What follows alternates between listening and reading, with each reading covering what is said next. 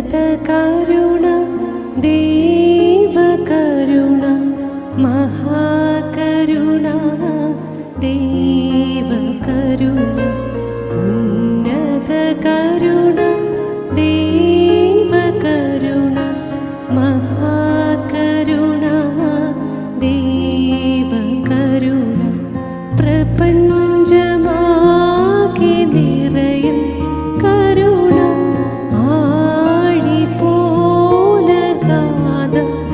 പിതാവിൻ്റെയും പുത്രൻ്റെയും പരിശുദ്ധാത്മാവിൻ്റെയും നാമത്തിൽ ആമേൻ. പ്രിയമുള്ളവരെ, നമ്മൾ ദൈവകരുണയുടെ തിരുനാളിന് ഒരുങ്ങിക്കൊണ്ടിരിക്കുകയാണ്. സഭയിലെ ഏറ്റവും പ്രധാനപ്പെട്ട തിരുനാളുകളിൽ ഒന്നായിട്ടാണ് വിശുദ്ധ ജോൺ പോൾ രണ്ടാമൻ മാർപ്പാപ്പ ഈ തിരുനാളിനെ വിലയിരുത്തുന്നത്.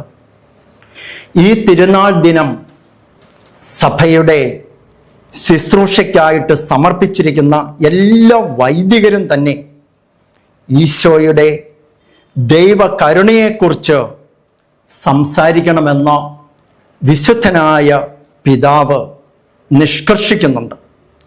പ്രിയമുള്ളവരെ, ഈ കാലഘട്ടത്തിൽ നമ്മളുടെയും ലോകം മുഴുവൻ്റെയും രക്ഷയ്ക്ക് വേണ്ടി ദൈവം കാണിക്കുന്ന മാർഗമാണ് അവിടുത്തെ കരുണയെക്കുറിച്ച് അറിയുക, ആ കരുണയിൽ ആഴപ്പെട്ട് ആശ്രയിക്കുക, ശരണപ്പെടുക, ആ കരുണയുടെ ഒരു ജീവിതം നയിക്കുക എന്നുള്ളത്.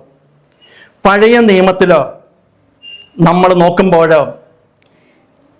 പുറപ്പാടിൻ്റെ പുസ്തകം 34-ാം അധ്യായത്തിൽ ദൈവം മോശയ്ക്ക് തന്നെ വെളിപ്പെടുത്തുന്നുണ്ട്.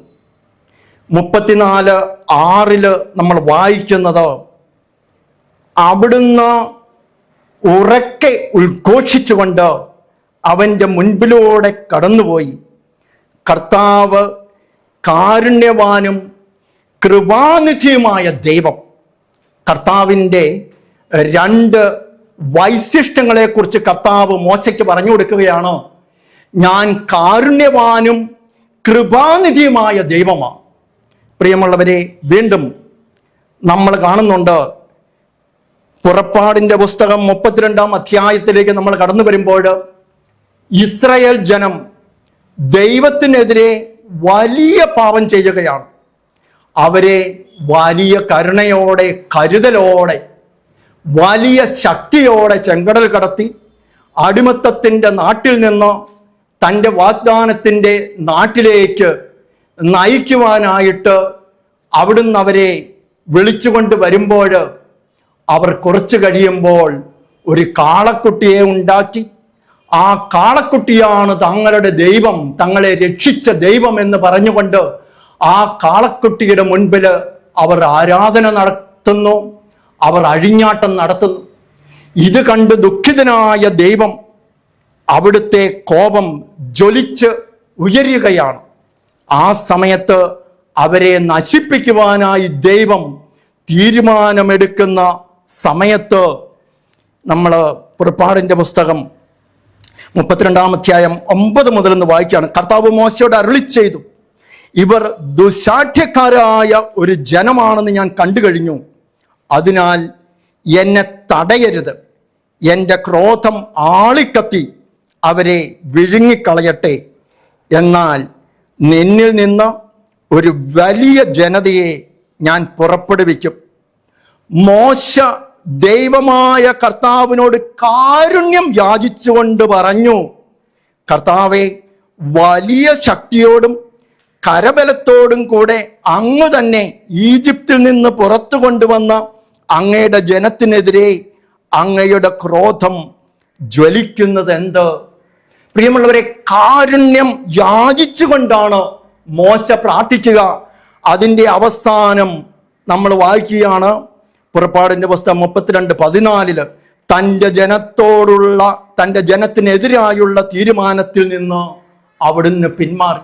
കണ്ടോ, മോശ കർത്താവിനോട് കാരുണ്യം യാചിച്ചുകൊണ്ട് പ്രാർത്ഥിക്കുമ്പോൾ കർത്താവ് തൻ്റെ തീരുമാനം ആ കരുണയുടെ പ്രാർത്ഥനയുടെ മുൻപിൽ താൻ തന്നെ ഒന്ന് മാറ്റി ചിന്തിക്കുവാനായിട്ട് ദൈവം തന്നെ തീരുമാനമെടുക്കും. കരുണയുടെ ജപമാല, അതിൻ്റെ പ്രസക്തി എന്താണ്? അത് സ്വർഗം തന്ന ഒരു പ്രാർത്ഥനയാണോ? സ്വർഗം വിശുദ്ധയായ വിശുദ്ധ ഫൗസ്റ്റീന വഴിയായിട്ട് നമുക്ക് തന്ന മഹത്തായ ഒരു പ്രാർത്ഥനയാണ്. കരുണയുടെ തിരുനാള് ആഘോഷിക്കുന്നതിനെ കുറിച്ച് ഈശോ പറയുന്നത് 1931 ഫൗസ്റ്റീന ചാപ്പലിൽ പ്രവേശിച്ചപ്പോൾ ആന്തരിക സംഭാഷണത്തിന്റെ രീതിയിൽ ഈശോ ഇങ്ങനെ പറയുന്നതായി കേട്ടു. ഓരോ പ്രാവശ്യവും നീ ചാപ്പലിൽ പ്രവേശിക്കുമ്പോൾ ഇന്നലെ ഞാൻ നിന്നെ പഠിപ്പിച്ച ഈ പ്രാർത്ഥന ചൊല്ലുക. ഈ പ്രാർത്ഥന ചെല്ലാൻ തുടങ്ങിയപ്പോൾ ആന്തരിക സംഭാഷണത്തിലൂടെ ഈശോ പറഞ്ഞു കൊടുത്തത് കരുണയുടെ ജപമാലയുടെ വിശദാംശങ്ങളാണ്. ഈശോ ഇങ്ങനെ അറിയിച്ചു, ഈ പ്രാർത്ഥന എൻ്റെ ക്രോധത്തെ ശമിപ്പിക്കുന്നു. താഴെ പറയുന്ന രീതിയിൽ ജപമാല ഉപയോഗിച്ച് ഇത് 9 ദിവസം ചെല്ലുക. ആദ്യമായി ഒരു സ്വർഗസ്ഥനായ പിതാവും ഒരു നന്മ നിറഞ്ഞ മറിയവും ഒരു വിശ്വാസ പ്രമാണവും ചൊല്ലണം. പിന്നീട് സ്വർഗസ്ഥനായ പിതാവ് എന്ന പ്രാർത്ഥനയുടെ സ്ഥാനത്ത് നമ്മൾ താഴെ പറയുന്ന ഈ ജപം ചൊല്ലുക. നിത്യപിതാവേ, ഞങ്ങളുടെയും ലോകം മുഴുവൻ്റെയും പരിഹാരത്തിനായി അങ്ങയുടെ ഏറ്റവും വത്സലസുതനും ഞങ്ങളുടെ കർത്താവുമായ ഈശോ മിശിഹായുടെ തിരുശരീരവും തിരുരക്തവും ആത്മാവും ദൈവത്വവും അങ്ങേക്ക് ഞാൻ സമർപ്പിക്കുന്നു. നന്മ നിറഞ്ഞ മറിയമേ എന്ന പ്രാർത്ഥനയുടെ സ്ഥാനത്ത് നമ്മൾ ഇപ്രകാരമാണ് ചൊല്ലേണ്ടത്: ഈശോയുടെ അതിദാരുണമായ പീഡാസഹനത്തെ പ്രതി ഞങ്ങളുടെ മേലും ലോകം മുഴുവൻ്റെ മേലും കരുണയായിരിക്കണമേ. ജപമാലയുടെ അവസാനം 3 പ്രാവശ്യം നമ്മൾ ഇപ്രകാരം ആവർത്തിക്കണം: പരിശുദ്ധനായ ദൈവമേ, പരിശുദ്ധനായ ബലവാനെ, പരിശുദ്ധനായ അമർത്യനെ, ഞങ്ങളുടെ മേലും ലോകം മുഴുവൻ്റെ മേലും കരുണയായിരിക്കണമേ. കരുണയുടെ ജപമാല ചൊല്ലേണ്ടതിൻ്റെ ആവശ്യതയെക്കുറിച്ച് ഈശോ വീണ്ടും ഒരിക്കൽ വിശുദ്ധ ഫൗസ്റ്റീനായോട് പറഞ്ഞത് ഇങ്ങനെ ആണ്: ഞാൻ പഠിപ്പിച്ച കരുണയുടെ ജപമാല നീ നിരന്തരം ചൊല്ലണം. ആര് ഇത് പ്രാർത്ഥിക്കുന്നുവോ അവരുടെ മരണനേരത്ത് എൻ്റെ അനന്തമായ കരുണ അവർ അനുഭവിക്കും. പാപികൾക്ക് അവസാനത്തെ രക്ഷാമാർഗമായി വൈദികർ ഇത് നിർദ്ദേശിച്ചു കൊടുക്കണം. എത്ര വലിയ കഠിന പാപിയാണെങ്കിലും ഈ അനുഗ്രഹ ജപമാല 1 പ്രാവശ്യമെങ്കിലും ചൊല്ലിയാൽ എൻ്റെ അനന്ത കാരുണ്യത്തിൽ നിന്ന് അവന് കൃപ ലഭിക്കുന്നതാണ്. ലോകം മുഴുവൻ എൻ്റെ അനന്തമായ കരുണ അറിയണമെന്നാണ് ഞാൻ ആഗ്രഹിക്കുന്നത്. എൻ്റെ കരുണയിൽ ആശ്രയം വയ്ക്കുന്നവർക്ക് സങ്കല്പിക്കാൻ പോലും സാധിക്കാത്ത കൃപകൾ നൽകാൻ ഞാൻ ആഗ്രഹിക്കുന്നു. വിശുദ്ധ ഫൗസ്റ്റീനായുടെ ഡയറി 1540 1541 ഖണ്ഡികകളിൽ കരുണയുടെ ജപമാലയുടെ ശക്തിയെക്കുറിച്ച് ഈശോ സംസാരിക്കുന്നു. എൻ്റെ മകളെ, ഈ വാക്കുകൾ രേഖപ്പെടുത്തുക. കരുണയെ മഹത്വപ്പെടുത്തുകയും അതിൻ്റെ ഭക്തി പ്രചരിപ്പിക്കുകയും എൻ്റെ കരുണയിൽ ശരണപ്പെടാൻ മറ്റുള്ളവരെ പ്രോത്സാഹിപ്പിക്കുകയും ചെയ്യുന്ന ആത്മാക്കൾക്ക് മരണസമയത്ത് ഭീതി അനുഭവപ്പെടുകയില്ല. അവരുടെ അന്തിമ പോരാട്ടത്തിൽ എൻ്റെ കരുണ അവരെ സംരക്ഷിക്കും. കരുണയുടെ ജപമാല ചെല്ലാൻ ആത്മാക്കളെ പ്രോത്സാഹിപ്പിക്കുക. കരുണയുടെ ജപമാല ചൊല്ലി ചോദിക്കുന്ന എല്ലാം ഞാൻ അവർക്ക് നൽകും.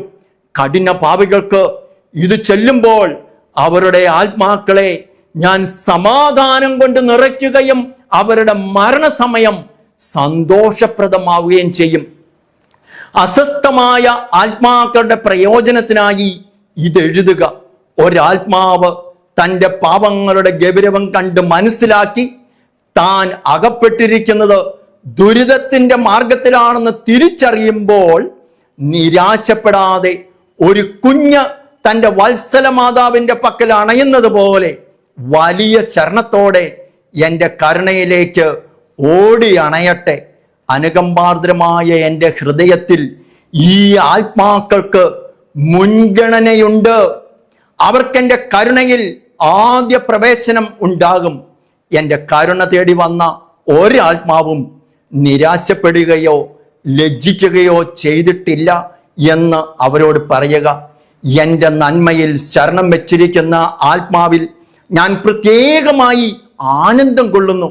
മരണാസന്നരുടെ സാന്നിധ്യത്തിൽ ഈ ജപമാല ചെല്ലുമ്പോൾ എൻ്റെ പിതാവിൻ്റെ സ്നേഹവും മരിക്കുന്ന വ്യക്തിയുടെയും മധ്യേ നീതിയുടെ വിധിയാളനായിട്ടല്ല, പിന്നെയോ കരുണയുള്ള രക്ഷകനായി ഞാൻ നിൽക്കുമെന്ന് എഴുതുക. പ്രകൃതിക്ഷോഭം തടഞ്ഞു നിർത്താൻ കരുണയുടെ ജപമാല എങ്ങനെ അനുഗ്രഹമായി എന്ന് വിശുദ്ധ ഫൗസ്റ്റീന തൻ്റെ ഡയറിയിൽ വിവരിക്കുന്നുണ്ട്.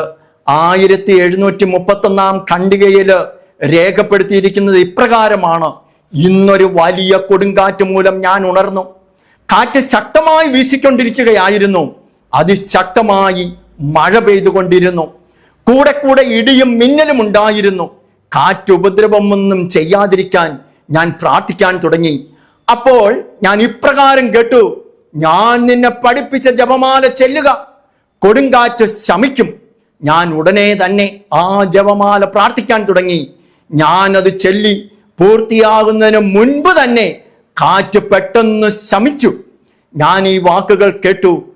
എൻ്റെ ഹിതത്തിന് അനുസൃതമായി ഈ ജപമാലയിലൂടെ നീ ചോദിക്കുന്നതെല്ലാം നിനക്ക് ലഭിക്കും.